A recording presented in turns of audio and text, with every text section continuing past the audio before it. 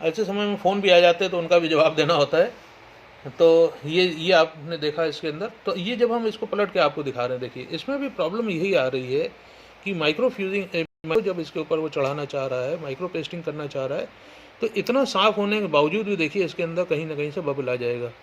और ये प्रॉब्लम आपका जो हकोबा होता है, जो मशीन से बना हुआ चिकन होता है, ये प्रॉब्लम उसमें भी आ जाता है, जबकि वो और थोड़ा थिक कपड़े के ऊपर बनता है, लेकिन वो चीज़ इसके अंदर नहीं आ पाती है। और हाँ, ये मैंने पीस क्यों आपके सामने डाला है, इस पीस में जैसे आप देख रहे हैं ये एडिशनल वर्क है इसके अंदर। तो जैसे ही वो लोग इसको किसी चीज़ से प्रेस करके कुछ इसको शेप देना चाहते हैं या क्या, तो उसके अंदर ये जो एडिशनल वर्क्स होते हैं ये टूट जाते हैं। ये जो कटदाना है या मोती है, ये सब टूट जाता है। तो उनको उनको सिर्फ चाहिए या तो सिल्क का थ्रेड हो, जैसे कुछ ऐसा हो जो दबाने से टूटे नहीं, ख़राब ना हो। क्योंकि आप तो समझते ही कि उन लोगों को वेडिंग ड्रेस में ही ज़्यादातर वो लोग जो है इसको यूज़ करते हैं, जो उनका एक्सपेंसिव आइटम होता है। जैसे फ्रेंच लेस आपने सुना होगा कि वहाँ की जो औरतें होती हैं, तो उनको जो उनकी जब वेडिंग होती है तो उसमें फ्रेंच लेस का काम बहुत यूज़ होता है। तो अब ये देखिए आप,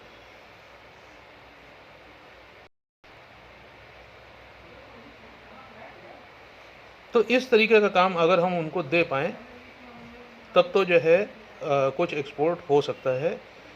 क्योंकि उनकी अपनी ड्रेसेस भी काफ़ी एक्सपेंसिव होती हैं और वो उसके अंदर वो लोग एक्सपेंसिव वर्क को चाहते हैं।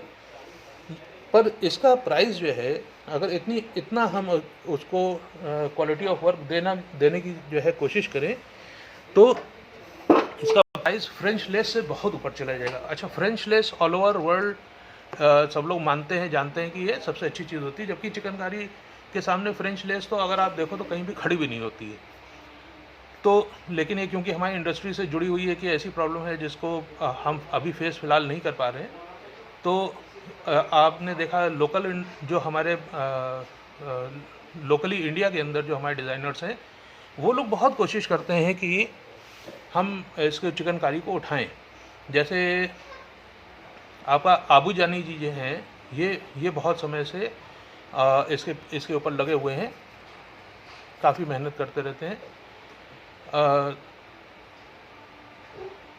इन्होंने मतलब काफ़ी समय इसको दिया है। अभी उनके थोड़ा सा जो एफर्ट्स हुए हैं जिसकी वजह से फिल्म इंडस्ट्री के अंदर जगह बना पाया है चिकनकारी, उसकी वजह से उमराव जान के फेम, उनके डायरेक्टर मुजफ्फ़र अली जो भी वो भी लखनऊ के ही रहने वाले हैं, और उनका शायद उनका जो पैतृक स्थान है वो है कोटवारा। तो कोटवारा के नाम से भी उनका अपना एक ब्रांड आता है, उसमें भी वो चिकनकारी को बेचते हैं। और मतलब अच्छी बात है, इतने बड़े बड़े लोग जब चिकनकारी के साथ जुड़ते हैं तभी चिकनकारी का नाम होता है। I am very thankful to them. और अभी आपने देखा कि शबाना आज़मी जी भी जो हैं, उनका भी पैतृक जो स्थान है वो मिज़वा है। मिज़वा में उन्होंने मनीष मेहरोत्रा जी के साथ मिलकर के एक अपना काम किया, जिसकी वजह से अब वो चिकनकारी को आप देख रहे हैं कि अपने पोर्टल्स वगैरह पे, अपने वेबसाइट्स पे बेच रहे हैं, अच्छे दामों में बिक रहा है उनका। भगवान करे और अच्छा बिके। अनीता डोगरे जी भी इसके अंदर आई हैं, उन्होंने भी काफ़ी अपना योगदान जितना दे पाई दिए हैं उन्हें। और भी नामी ग्रामी बहुत अच्छे अच्छे डिज़ाइनर्स ने चिकनकारी को उठाने की कोशिश की है। लेकिन उनके साथ भी मुसीबत यही है कि वो भी जा करके आगे जाके थोड़ा दाई हो जाते हैं, क्योंकि हैंड वर्क में कहीं ना कहीं कुछ ना कुछ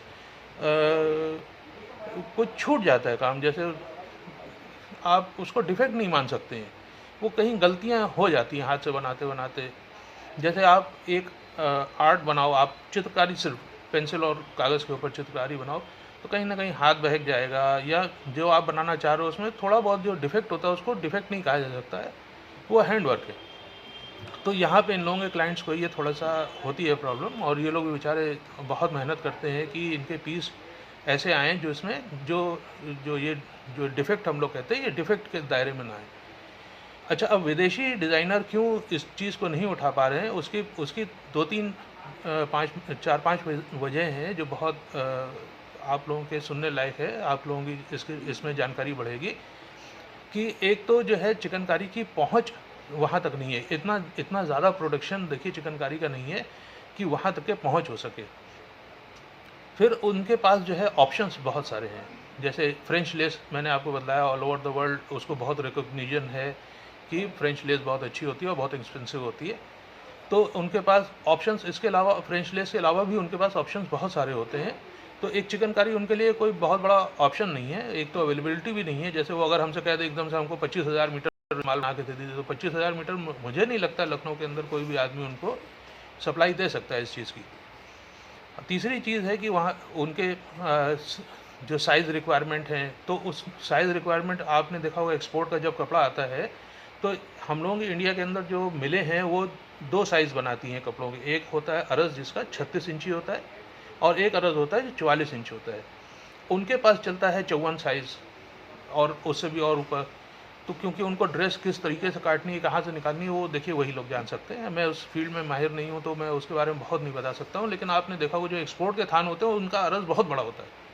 तो क्यों बड़ा होता है? क्योंकि उनको वहाँ ज़रूरत होती होगी, तो उतनी बड़ी अरज़ के ऊपर हम लोग चीज़ें नहीं बना पाते हैं। तो ये साइज़ की भी जो हम लोगों के पास है एक वो बड़ी रिक्वायरमेंट जो है हम उनकी नहीं पूरी कर पाते हैं। और जितना भी अगर ये हम जैसे अभी मैंने आपको दिखाया है बहुत एक्सपेंसिव आइटम, अगर इसका यूँ मान लीजिए आपकी जैसे 1.5 मीटर अगर कपड़ा कढ़ा हुआ है तो इसकी कीमत ऑलमोस्ट के समझ लीजिए कि 15 से 20,000 रुपये है। तो 15-20 हज़ार रुपये में आप 10,000 रुपये मीटर मान लो मोटा मोटा। तो अगर उनके पास 6 मीटर बनना है तो 60,000 रुपये का तो सिर्फ उनका कपड़ा हो गया। फिर उसके बाद जो अपना वो चार्ट लगाना चाहते हैं तो वो एक्सपेंसिव के लिहाज से अगर देखिए तो बहुत एक्सपेंसिव हो जाता है, क्योंकि उनको कमाना भी होता है। जब आप समझ रहे हैं कि जब फ्रेंच लेस जो कि हमारे नज़र में, अब वो उनके नज़र में क्या है वो जाने, हमारी नज़र में बहुत उसकी वैल्यू नहीं है, लेकिन उनकी नज़र में उसकी वैल्यू बहुत है। और 4-5 लाख रुपए 6 लाख रुपए में अपना वो जो भी उनका ड्रेस है वो लोग बेचते हैं वहाँ पे। तो ये केवल जो महंगी चीज़ है वहाँ पे इंटरनेशनली वो वेडिंग ड्रेसेस में ही बिकती है। जो कुछ स्टोर्स हैं आपका बीच के आसपास के, उनके अंदर जो हम लोगों की कुर्तियाँ, नॉर्मल कुर्तियाँ होती हैं, वहाँ पे वो चल जाती हैं। तो सस्ता माल जो है वो तो थोड़ा थोड़ा एक्सपोर्ट होता है, जाता है, बिकता है। बॉम्बे से बहुत सारे लोग हैं जो टॉप्स वगैरह का एक्सपोर्ट करते हैं। तो ये मतलब एक जो जिससे हमको फेम मिलना चाहिए, कहने का मतलब जिससे फेम मिलना चाहिए वो चीज़ हम लोगों को नहीं मिलती है। ये है कि हाँ वो कुछ और प्रोडक्ट्स के साथ लग करके बिक जाता है। कोई जो रिकग्निशन मिलना चाहिए कि हाँ भाई ये लखनऊ चिकन का कपड़ा हमने पहना, तो वो इंटरनेशनली उसको नहीं मिल पाता है।